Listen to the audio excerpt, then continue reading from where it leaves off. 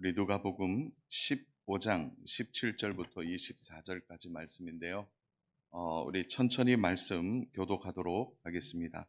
제가 17절을 읽습니다. 이에 스스로 돌이켜 이르되 내 아버지에게는 양식이 풍족한 품꾼이 얼마나 많은가.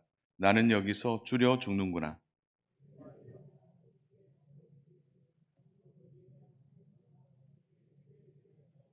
지금부터는 아버지의 아들이라 일컬음을 감당하지 못하겠나이다. 나를 품꾼의 하나로 보소서 하리라 하고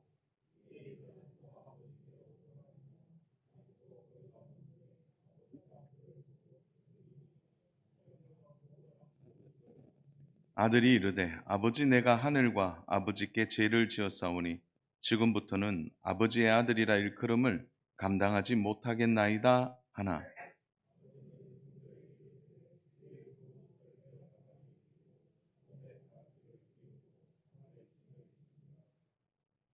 그리고 살찐 송아지를 끌어다가 잡으라. 우리가 먹고 즐기자.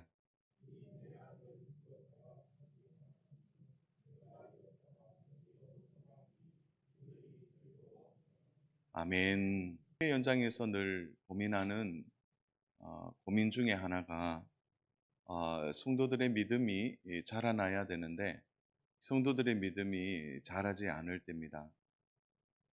그래서 어떻게 시간이 지나는데도 이렇게 믿음이 자라지 않을까 하는 그런 고민을 합니다. 아마도 우리 성도분들도 내 믿음이 자라야 하는데 자라지 못하는 여러 가지 문제를 아마 스스로 생각해 보실 겁니다. 뭐 예를 든다면 술, 담배 문제를 아직 끊지 못했다든지 아니면 나는 너무 쉽게 자주 화를 낸다든지 또 하나님을 믿으면 하나님이 도와주신다는 건 알지만 늘 염려가 끊이지를 않는 거죠. 나는 왜 이렇게 염려가 많고 걱정이 많을까라는 겁니다. 또 죄의 유혹을 잘 이기지 못하고 금방 죄의 유혹에 넘어지기도 합니다. 또 마음 한쪽에서는 내가 그래도 교회에 와서 봉사를 좀 해야 되는데 교회에 와서 봉사하지 못하는 마음들, 또 예배 드릴 때 아유 다음 주부터는 말씀도 좀 많이 읽고 기도도 좀 많이 해야 되는데 하면서도 잘 하지 못하는 거죠. 그 스스로 이 믿음에 대한 부분에 있어서 스스로 좀 좌절할 때가 이만저만 많지, 우리의 생활 속에서 많이 경험하면서 스스로 신앙생활에 위축을 느끼는 분들도 있습니다. 또 그 반대로 화도 잘 안 내고 염려하지도 않고 교회 봉사도 열심히 하고 또 예배도 열정적으로 드리는 분들을 보면 스스로 이런 생각을 하죠. 야, 저분들은 참 믿음이 좋다. 나는 그렇게 하지 못하는데 라는 마음을 갖고 있는 것입니다. 그러나 우리가 정말 생각해야 될 것은 교회에서 보이는 이 신앙의 태도가 그 사람의, 그 성도의 진짜 신앙일까요? 보이는 부분을 우리가 보면서 그분의 믿음이 좋다, 이렇게 판단할 수 있는 것입니까?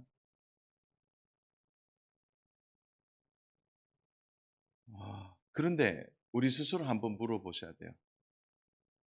내가 열심히 교회 생활을 하고 믿음 생활하고 신앙 생활하는 이 모든 것에 가장 중심에 정말 하나님을 사랑하는 마음이 있습니까? 우리가 근원적인 질문을 한번 던져봐야 합니다. 종교 생활과 신앙 생활은 전혀 다른 부분입니다. 신앙이라는 것은 바로 믿음의 대상이 있고 사랑의 대상이 있는 겁니다. 종교 생활은요, 바로 내가 중심이 되어서 하는 겁니다. 그래서 우리는 어떤 태도를 보면서 저분이 저렇게 하는 것을 보면서 우리는 믿음이 좋다, 믿음이 부족하다 판단할 수 있겠습니까? 정말 중요한 것은 하나님에 대한 나의 마음이죠. 나의 마음. 나는 지금 하나님을 어떻게 생각하고 있느냐라는. 오늘 우리에게 가장 필요한 신앙과 믿음의 태도는 하나님에 대한 사랑의 부분입니다. 내가 정말 하나님을 사랑하고 있느냐라는 것. 사랑 여러분, 정말 하나님을 사랑하세요? 정말 하나님을 사랑한다고 말씀할 수 있습니까? 사랑 여러분, 마귀가 하는 가장 나쁜 짓 중에 하나가 하나님을 사랑하는 우리의 태도를 세상으로 돌리는 일입니다. 그래서 세상을 사랑하도록 만드는 거죠. 그것이 마귀가 하는 가장 나쁜 짓입니다. 세상을 사랑하도록 만들고 세상적인 방법으로 성공하도록, 그리고 진짜 행복을 바로 하나님이 아닌 세상으로 왜곡시키는 일, 그것이 마귀가 하는 일입니다. 오늘 우리는 실패한 한 아들에 대한 이야기를 말씀의 본문을 통하여 보고 있습니다. 그는 인생의 이제 마지막 끝자락에 와 있습니다. 우리로 말하면 인생의 밑바닥에서 더 이상 내려갈 곳이 없는 이 아들에게 한 가지의 결단이 일어나고 있습니다. 그것은 아버지에 대한 생각과 아버지에 대한 자신의 태도입니다.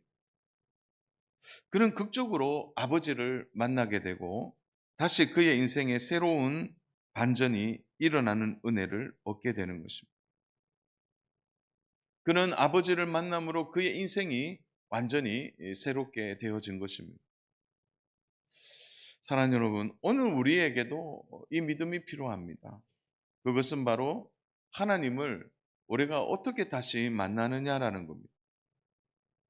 어떻게 하면 이 아들처럼 우리가 새롭게 될 수 있느냐라는 거죠. 어떤 자리, 어떤 형편에 있다 하더라도 우리가 어떻게 하면 하나님을 새롭게 만나고 그 하나님을 통하여 우리의 인생의 반전이 일어날 수 있느냐라는 거예요. 오늘 그 부분을 본문을 통해서 한 3번 정도 좀 나누어서 생각해 보려고 합니다. 그 첫 번째가 바로 아는 것에서 멈추면 안 된다는 겁니다. 신앙생활에서 하나님을 아는 것은 너무나 중요합니다. 오늘 이 본문에 등장하는 이 아들은 방탕하고 그는 아버지가 자기에게 남겨줄 재산을 미리 달라고 해서 자기가 받은 분깃을 가지고 아버지의 품을 떠납니다. 그러나 그가 모든 것을 낭비하고 실패한 이후에 그는 아버지를 잊지 않고 있습니다. 이 둘째 아들, 이 실패한 아들은 그럼에도 불구하고 아버지에 대하여 알고 있는 거죠. 그가 아버지를 어떻게 알고 있는 것입니까? 우리 17절 같이 한번 말씀 보겠습니다. 우리 같이 합독하겠습니다. 이에 스스로 돌이켜 이르되 내 아버지에게는 양식이 풍족한 품꾼이 얼마나 많은가. 나는 여기서 주려 죽는구나. 이 아들이 아버지에게 한 행동은 진짜 불효 중에 불효이죠. 살아있는 아버지에게 재산을 달라는 것은 아버지 지금 죽어주세요라는 것과 같은 것이죠. 그리고 허랑방탕하여 모든 재산을 탕진하고 그는 모든 것을 잃은 상태죠. 뭐 더 이상 아버지의 얼굴을 볼 면목이 없습니다. 그러나 오늘 이 17절에서 주목해 보는 것은 이 실패한 아들임에도 불구하고 그가 한 가지를 붙들고 있는 겁니다. 우리 17절 말씀을 다시 보면 중요한 말씀이 하나 나오는데요. 내 아버지에게는 이라는 말입니다. 그냥 아버지라고 말하지 않고 내 아버지라고 말하고 있습니다. 죽을 죄를 지은 죄인이지만 그는 자신의 아버지를 내 아버지라고 말하고 있습니다. 그는 여전히 내 아버지라고 말하죠. 이 부분은 굉장히 우리의 신앙생활에서 중요한 부분입니다. 염치가 없고 스스로 자신이 아무리 자신을 돌아봐도 자신은 아들이 될 만한 자격을 다 잃어버린 것 같았는데, 그래서 어떻게 얘기합니까?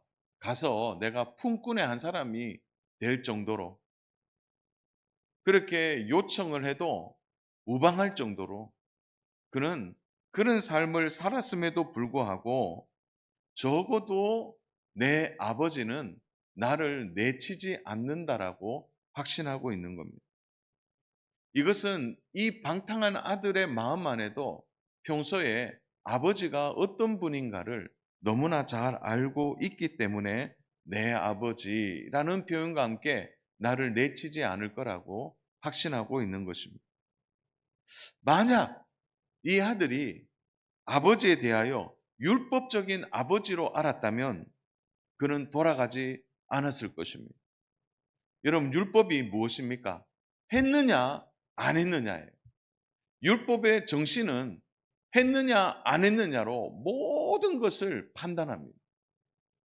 이 아들은 아버지께 불효를 했기 때문에 아버지의 재산을 탕진하고 도저히 씻을 수 없는 죄를 지었기 때문에 율법적 관계에서 본다면 그는 내어 쳐야 되고 절대 아버지께 돌아올 수 없는 자입니다. 그 실수의 대가를 치러야 하는 것입니다. 그런데 이 아들이 아버지에 대하여 왜곡된 생각을 갖고 있지 않다는 거예요. 자기가 죄인이라는 것을 알고 동시에 그럼에도 불구하고 바로 그 아버지는 내 아버지라는 생각을 하고 있는 것입니다. 적어도 내 아버지는 거부하지 않는다. 산 여러분, 우리의 믿음이 자라고 우리의 믿음이 성숙하기 위하여 우리가 반드시 알아야 될 것은 하나님에 대하여 우리가 바르게 아는 것입니다. 오늘 좀 전에 저희 이제 셋째하고 차에서 내려서 돌아오면서 몇 가지를 얘기했어요. 너 예수님이 누군지 아니? 뜬구름없이 중3짜리한테 제가 물었어요. 그러니까 하나님의 아들이잖아요. 그래? 그러면 예수님이 무슨 일을 했는데? 그렇게 물으니까 예수님이 우리를 구원했죠. 그러면 구원하신 그 예수님이 무엇을 통하여 우리에게 구원에 대한 상징성을 보여줬느냐? 이렇게 물으니까 상징성 이러니까 그 무슨 말이에요? 그래서 쉽게 예수님이 우리를 구원했다라는 표시가 뭐냐? 이렇게 물으니까 십자가라고 대답했습니다. 중3짜리의 입에서 예수님에 대해서 어느 정도 알고 있는 겁니까? 모르는 겁니까? 이 아이가 예수님에 대해서 그래도 알고 있는 거예요. 그래서 이제 올라오면서 계단 오면서 오케이, 음, 오늘 입교 문답 잘 받아라. 입교 공부 잘해야 된다. 그러고 올라왔어요. 산 여러분, 예수님이 누구십니까? 이 아들이 아버지가 적어도 누구인가를 아는 거예요. 내가 죄인이고 내가 불효를 저질렀고 내가 악한 아들이라는 건 알지만 동시에 아버지에 대하여 이 아들이 분명히 알고 있는 거죠. 오늘 우리의 신앙생활에 있어서 하나님을 아는 일은 너무나 중요합니다. 하나님의 어떤 분이신지, 하나님의 아들 예수 그리스도가 어떤 분이신지를 분명히 우리는 알고 있어야 되는 거예요. 모든 소망이 끊어지고 이제 굶어 죽는 거예요. 오늘 17절에 보니까 줄여 죽는구나 이런 표현이 나오잖아요. 이 표현은 무엇입니까? 이제 죽겠다는 겁니다. 굶어 죽는 일이죠.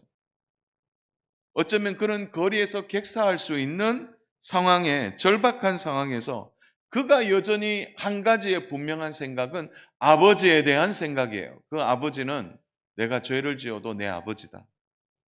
내가 품꾼이 될 정도로 아버지께 나아가도 아버지 내치지 않고 나를 받아주신다. 이걸 알고 있는 거예요.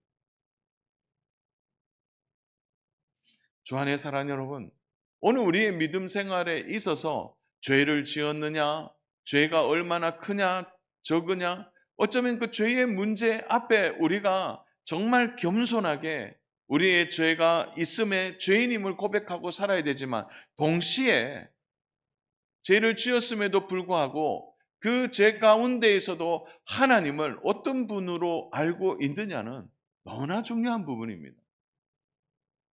하나님은 어떤 분이십니까? 내가 죄를 지어도 여전히 내 하나님이라는 사실을 믿으십니까? 내가 죄 가운데 있어도 나를 받아주시는 하나님이심을 믿으십니까? 이게 되게 중요한 부분이에요. 실수하면 실수하는 대로, 죄를 지었다면 죄 짓는 대로 예수님 앞에 나와야 합니다.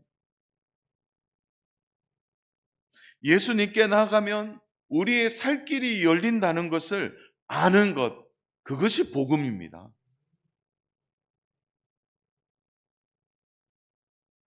세상의 모든 종교는요, 아버지와 자녀가 될 수 없습니다. 여러분, 세상의 수많은 종교의 관념을 보십시오. 수많은 종교의 위치를 보십시오. 어떻게 신이 사람을 자녀로 받아들입니까? 그런 종교 없습니다.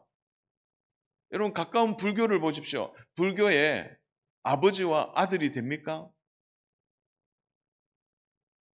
유교는 어떻습니까?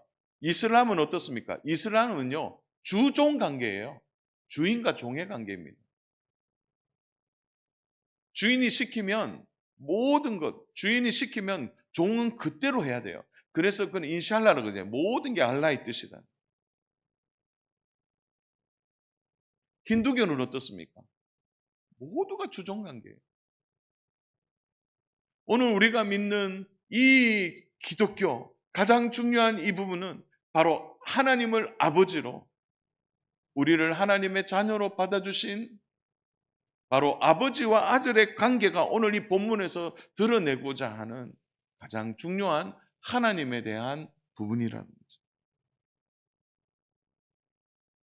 아무리 허랑방탕하고 불효를 저지른 아들이지만 아버지를 내 아버지라고 분명히 부르는 이 신앙, 아버지와 아들의 관계가 절대 깨어지지 아니한다는 이 믿음, 오늘 이것이 바로 이 아들이 알고 있는 아버지라는 거죠. 사랑 여러분, 우리가 예수님을 믿고 하나님의 자녀가 되면 우리에게 권세가 주어집니다. 이 권세가 어떤 권세입니까? 바로 하나님 아버지의 우리의 아들이라는 것, 하나님을 아버지로 내가 아들이라는 이 자격이 주어지는 권세가 우리에게 있는 것입니다. 이 특권은요, 죄를 지었다고 해서 소멸되는 것이 아닙니다. 하나님은 우리를 그대로 받아주시죠. 우리의 행위로 이 권세가 주어지는 것이 아니라는 거죠. 하나님의 아들 예수님, 우리 구주로 인하여 주어진 것입니다. 그래서 우리가 받은 이 특권을 함부로 생각해서는 안 됩니다. 바로 내가 하나님의 자녀라는 사실, 이거 꼭 기억하고 살아야 되는 거죠. 여러분, 우리가 실수하고 우리가 부족해서 죄를 짓는다고 해서 우리가 아들에게서 종이 되는 것이 아닙니다. 아버지가 품꾼이 도망갔다고 해서, 여러분, 이 아버지가 품꾼 도망갔다고 해서 그 품꾼을 애타게 기다리고 문 밖에서 찾겠습니까? 품꾼은 찾지 않아요.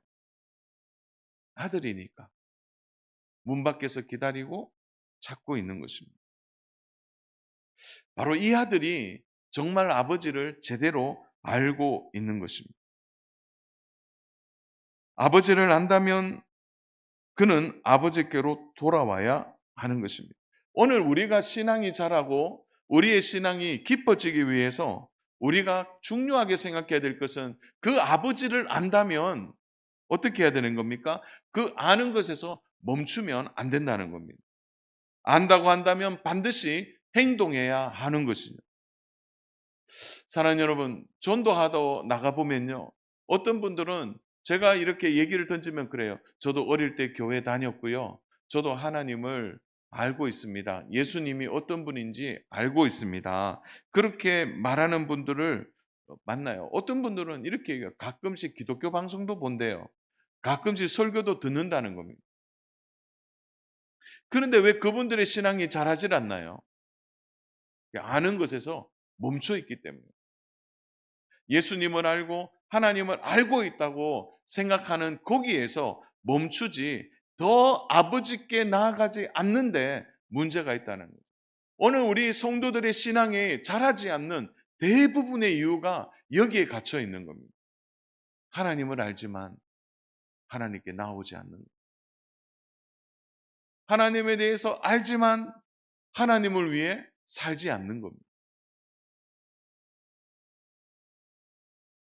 이 아들은 아버지를 알기 때문에 멈추지 않고 죽을 것 같지만 그는 아버지께 돌아가고 있는 겁니다. 여기에 복음의 은혜와 역동성이 살아나게 되는 것입니다.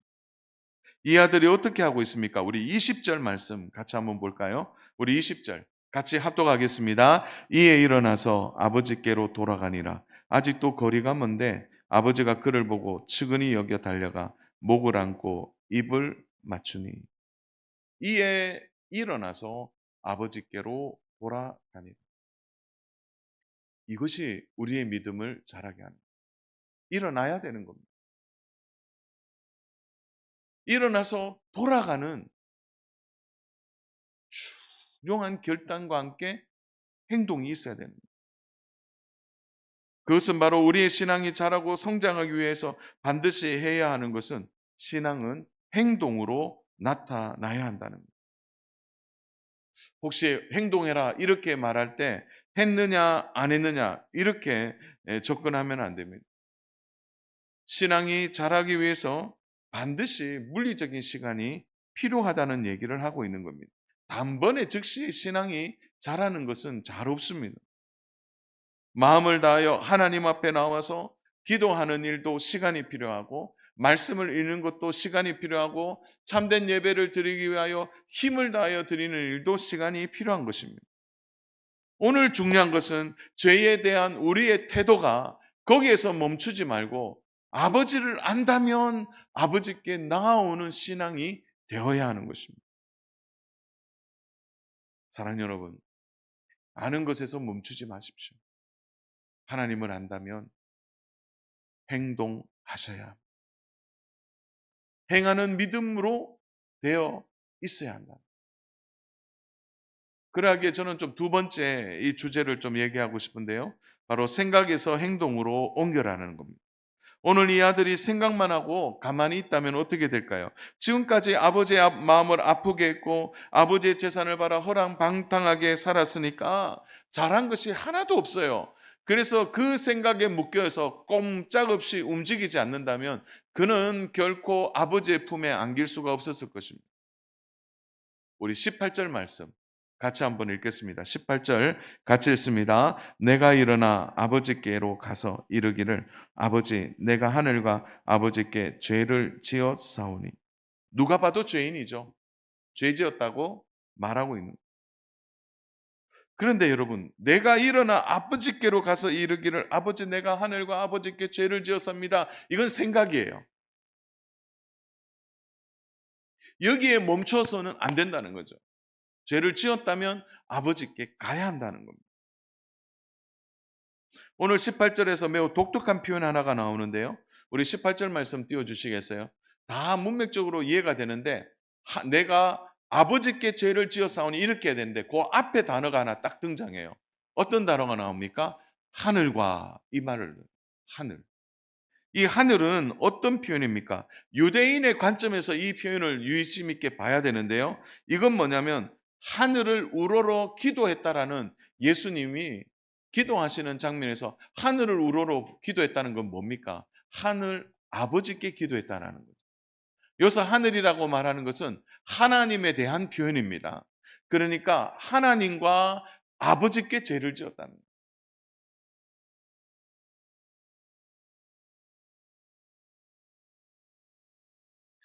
이러한 생각이 그에게 가득했다면 이거 얼마나 귀한 생각입니까? 죄를 돌이키잖아요. 하나님 앞에서도 아버지 앞에서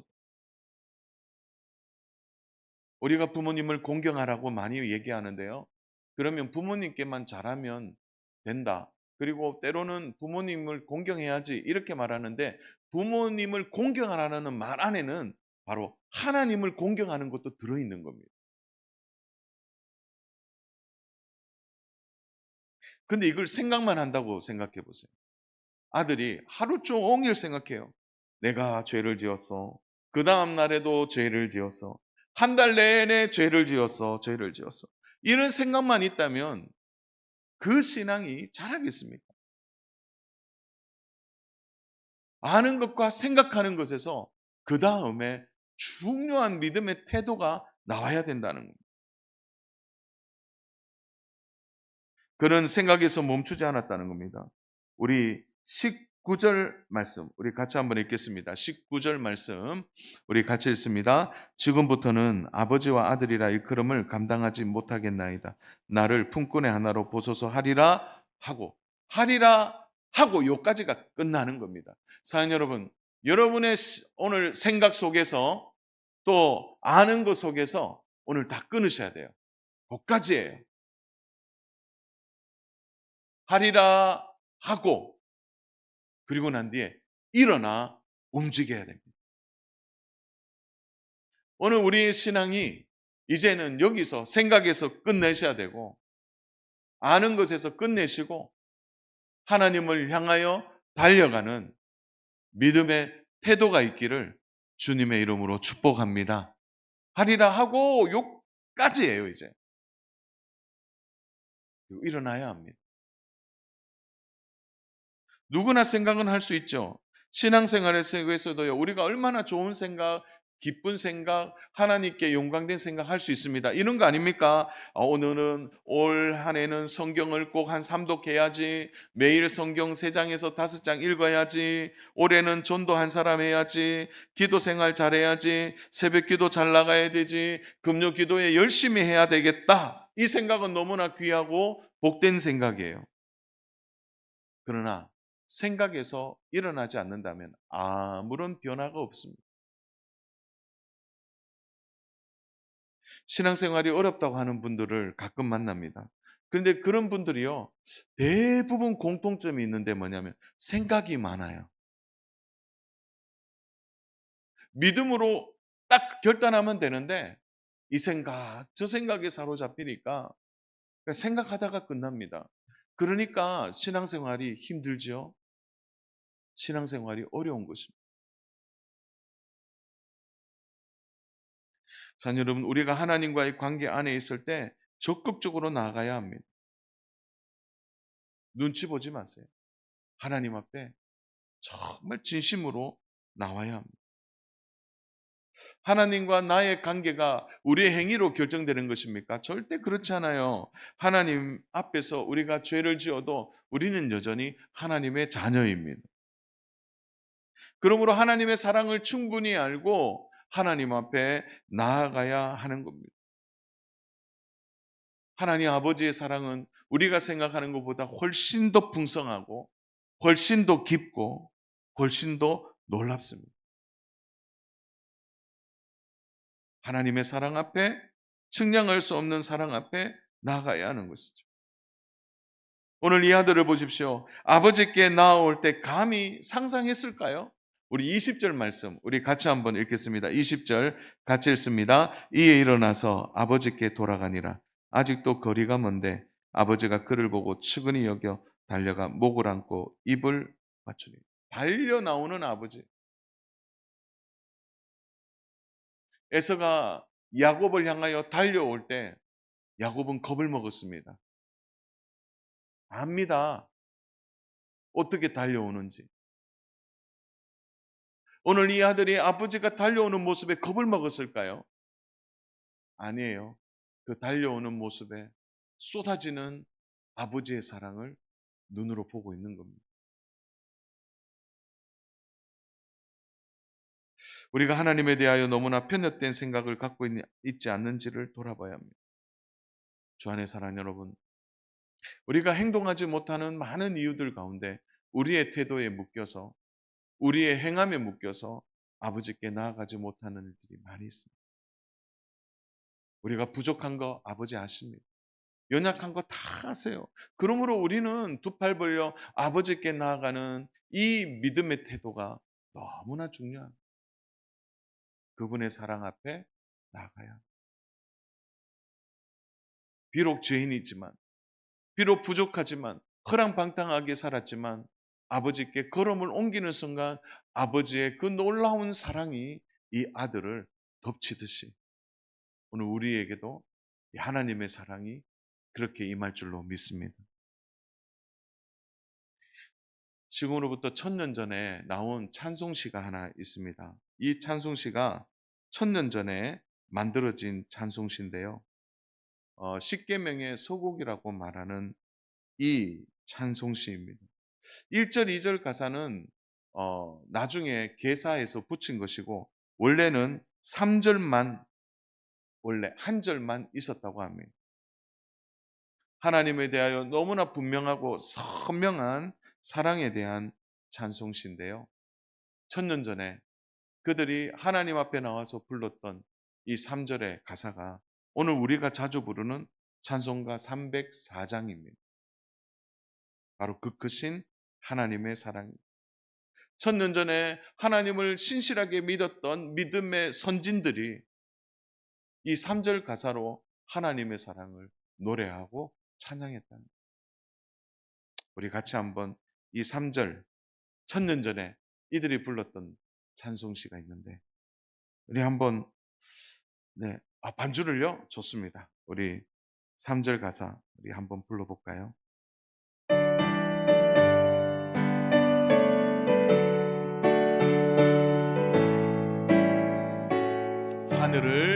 하늘을 두루마리 삼고 바다를 먹물 삼아도 한없는 하나님의 사랑 다 기록할 수 없겠네.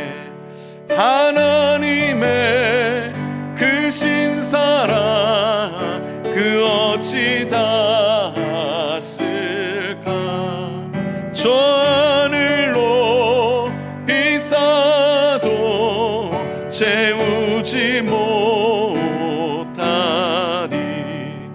하나님 크신 사랑을 증량 다 못하네. 영원히 변치 않는 사랑 성도여 찬양하세.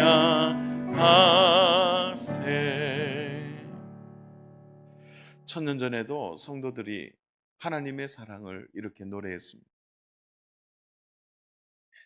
사랑 여러분, 부족하고 연약해도 아버지께 나아가야 합니다. 있는 모습 그대로, 죄된 모습 그대로 아버지 앞에 나아갈 때 아버지는 한없는 사랑으로 우리를 품어주시고 받아주실 줄로 믿습니다. 한국교회가 행함에 대하여 너무 많은 오해적 생각들을 갖고 살았습니다. 행함을 행위로만 생각했던 것이죠. 그래서 로마서의 말씀처럼 로마서 4장 2절처럼 만일 아브라함이 행위로서 의롭다 하심을 받았으면 자랑할 것이 있으려니와 하나님 앞에서는 없느니라. 그래서 행위로 의롭다함을 입는 것이 아니다 이렇게만 배웠어요. 그러나 사랑하는 여러분, 야고보서를 우리가 너무 잘 알고 있지 않나요? 야고보서 2장 21절 우리 같이 한번 읽어보겠습니다. 우리 조상 아브라함이 그 아들 이삭을 제단에 바칠 때 행함으로 의롭다 하심을 받은 것이 아니냐. 혹시 이 말씀 들으면 앞의 말씀과 서로 모순이 되지 않느냐 이렇게 생각합니다. 그러나 우리가 생각해야 될 것은 로마서를 쓸 때 로마서 서신을 받는 수신자들이 누구입니까? 그것은 로마 교회 안에서 개종한 유대인들이었습니다. 처음으로 예수 믿은 이방인 초신자들이었죠. 그러다 보니까 개종한 유대인들이 계속 주장했어요. 너 율법 지켜야 돼. 완벽한 구원은 율법을 지켜야 돼. 할례를 행해야 돼. 믿음으로만 의롭다 되는 거 아니야. 율법과 할례를 지켜야 된다. 그 행위에 대해서 사도 바울이 말하고 있는 겁니다. 너희가 행위로서 의롭다함을 받았다면 자랑할 것이 없다. 이렇게 말한다는 그 부분을 이야기하는 겁니다. 그러나 야고보는 개종한 유대인들이 아니에요. 야고보는 누구입니까? 이미 하나님을 신실하게 믿는 성도들 가운데 너희가 하나님의 성도라면 너희의 삶의 행위가 너희의 삶의 진실한 성도의 삶이 나타나야 된다라는 거예요. 말로만이 아니라 진실한 믿음의 태도가 나와야 되는데 그 믿음의 태도가 뭐냐? 바로 믿음으로 행하는 태도라고 강조하고 있는 겁니다. 그러니까 로마서와 이 야고보서가 충돌하는 게 아니고요. 수신자가 다르기 때문에 그런 말씀을 주신 겁니다. 오늘 우리는 어디에 와 있습니까? 사랑하는 여러분, 오늘 우리에게 필요한 부분이 바로 이 부분이에요. 하나님을 안다면 하나님께 믿음으로 나가셔야 합니다. 행함으로 주님 앞에 나가서 신실하게 하나님을 바라봐야 한다는 겁니다. 하나님 앞에 결단하고 움직여야 합니다. 기도하는 자리에 나가야 되겠다 생각만 하지 말고 기도하는 자리로 나오십시오. 죄를 지어도 나오십시오. 부족해도 나오십시오. 전도해야 되겠다 그렇게 생각하지 마시고 전도하면 됩니다. 예배를 드려야 되겠다 생각하지 말고 예배하는 자리로 나와야 합니다. 사랑해야지가 아니라 사랑하면 하나님이 사랑할 능력을 주신다는 겁니다. 오늘 이 믿음이 행함으로 나와야 우리의 삶에 있어서 영향력이 있는 아들의 권세를 가지고 살아갈 수 있게 된다. 아는 것에서 그치지 마시고 생각에서 그치지 마시고 믿음으로 행하는 은혜가 있기를 축복합니다. 마지막 세 번째로는요. 하나님의 은혜는 언제나 준비되어 있다는 겁니다. 오늘 말씀 속에 아버지의 모습을 보십시오. 둘째 아들의 복귀에 아버지는 한치의 망설임도 없이 움직입니다. 그렇게 아버지의 마음을 아프게 했던 아들입니다. 그 아들이 돌아오자 아버지는 그 아들의 행동을 지적하지 않습니다. 달려오면서 너 왜 그랬니? 너 이렇게밖에 살지 못했느냐? 그렇게 따져 묻지 않았다는 거예요. 아버지는 마치 준비해 놓은 것처럼 종들에게 지시합니다. 22절, 23절 우리 같이 한번 읽겠습니다. 아버지는 종들에게 이르되 제일 좋은 옷을 내어다가 입히고 손에 가락지를 끼우고 발에 신을 신기라. 그리고 살찐 송아지를 끌어다가 잡으라. 우리가 먹고 즐기자. 아들이 오자 아버지가 막 흥분해서 야, 뭐 준비된 거 있니? 뭐가 준비되어 있냐? 그렇게 묻지 않아요. 아버지는 이미 머릿속에 계획을 다 짜놓은 것처럼 어떻게 합니까? 종들을 불러서 옷 담당하는 종에게 제운 옷을 입히고 신발 담당하는 종에게 신발을 신기라는 거예요. 언제 좋은 옷이 준비되어 있었습니까? 그리고 손에 가락지를 끼우라. 그리고 이미 송아지를 준비하는데 살찐 송아지를 준비해 놓고 있는 거예요. 이미 셰프를 불러서 잔치할 준비를 해놓고 있는 거예요. 여러분 이러한 환대가 그냥 즉석으로 이루어진 것일까요? 아버지는 꿈꾸고 있었다는 거예요. 아들이 돌아올 것을. 하나님의 은혜가 그런 것입니다.